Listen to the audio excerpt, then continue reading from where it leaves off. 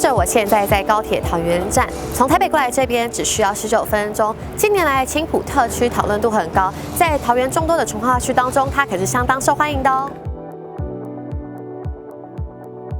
说到这里的交通，高铁11分钟抵达新竹外，随着桃园机场捷运站的兴起，也大幅缩短了到台北之间的距离。板桥13分钟，而到台北也只需要短短的19分钟。除了大众交通工具之外，紧邻在旁的就是国道2号，上车说走就走，往来南北非常便利。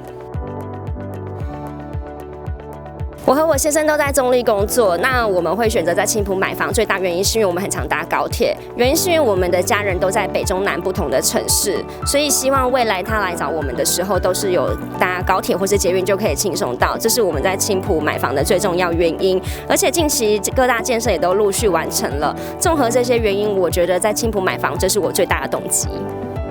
我和先生都在台北的公司上班，那大家也都知道双北市的房价高到吓人，那就算是月薪破10万块的双薪家庭也都非常的难负荷。那如果想要找到预算内或需求内的房型又更加的困难，但在青埔就不一样，这里只距离台北大概20分钟的车程，那却是台北市的房价的1半。除了年轻首购族外，青埔也有不少海外归来的台商、退休人士，或者是选择搭高铁通勤到台北工作的夫妻，选择到此购屋居住，而主要的原因就是看好这里的未来性。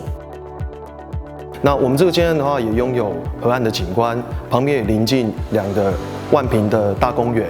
那也临近学区。那这个建案占了很好的一个交通优势。那视野景观，从我们的桃园高铁车站出发到台北，只需要10到15分钟的时间，就可以到达板桥，还有台北火车站。这次新生活的规划，我们是地上15层楼，地下4层楼。产品的配置，我们是2至3房，2房的售价的话，含车位大约是坐落在1000左右。3房的部分的话，我们是搭配2个车位，售价大概是1400万起。